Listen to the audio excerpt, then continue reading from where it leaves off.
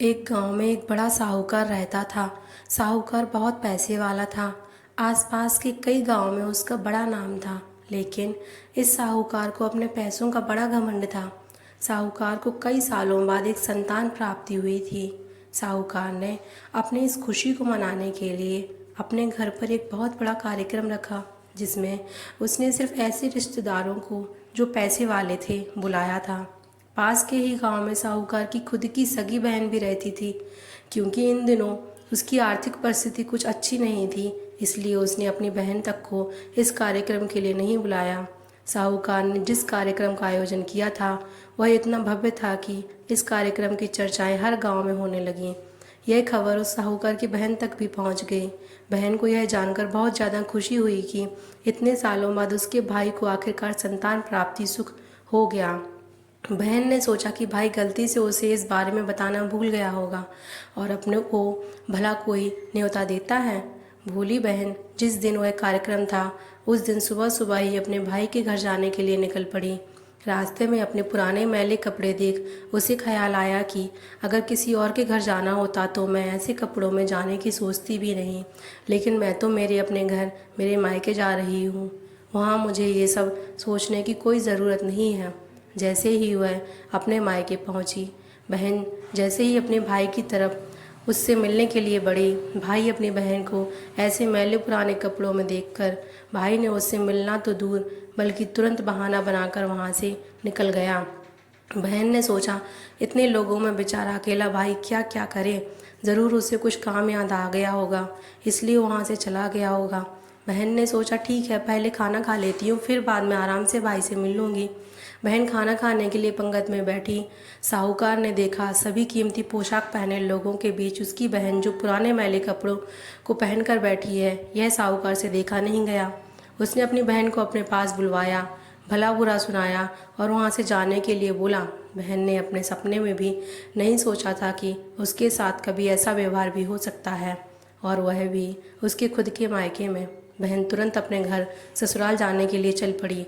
रास्ते में उसे अपनी पुरानी दोस्त मिली। दोस्त के बार बार पूछने पर उसने उसके साथ हुई सारी घटनाओं से बता दी। उसकी दोस्त एक समझदार महिला थी। दोस्त ने कहा कि तुम इस अपमान को, इस दुख को एक दिशा दे दो और कोई गृह उद्योग शुरू कर दो। उसमें इतनी मेहनत करो कि उस काम में तुमसे अच्छा कोई भी ना हो। उसने घर पहुंचकर अपने आंसू पोंछकर उसी दिन से एक गृह उद्योग शुरू किया। उसने दिन रात मेहनत की।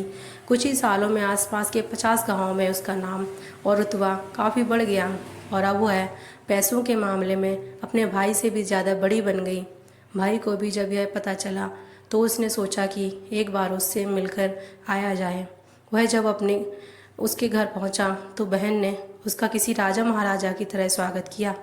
बहन का ऐसा व्यवहार देखकर भाई को अपनी पिछली गलती का एहसास हुआ, इसलिए उसने अपनी बहन को अपने घर होने वाली पूजा के लिए आमंत्रित किया। जैसे ही बहन अपने भाई के घर पहुंची, उसका भाई उसके स्वागत के लिए दरवाजे में ही खड़ा था। बहन अपनी महंगी गाड़ी में आई थी। उसने उससे भी ज़्यादा कीमती गहने दागने पहन रखे थे। भाई दौड़ कर आया और बहन की गाड़ी का दरवाज़ा खोलकर उसे बाहर आने के लिए कहा और बड़े प्यार से उसे पूजा का प्रसाद ग्रहण करने के लिए बुलाया। बहन को इस बार 12 पकवान परोसे गए थे। चांदी की थाली में उसे खाना दिया गया था। वह साथ में एक सोने की चम्मच भी रखी गई थी। बहन को यह सब देखकर उसके वह पुराने दिन याद आ गए, जब भाई ने उसे बिना खाना खिलाए ही भला बुरा कहकर वापस लौटा दिया था। बहन खाना खाने के लिए तो नहीं बैठी, लेकिन उसने अपने जेवर उतारकर कुछ निवाले उन जेवरों को खिलाने लगी। किसी को नहीं समझ में आ रहा था कि वह क्यों उन जेवरों को खाना खिला रही है। जब सभी ने उससे पूछा तब बहन ने बताया कि आज जो उसका इतना मान सम्मान हो रहा है वह दरअसल उसका नहीं, उसके इन्हीं कीमती जेवर और कपड़ों का हो रहा है, क्योंकि मैं तो अभी भी वही पुराने साहूकार की बहन ही हूँ।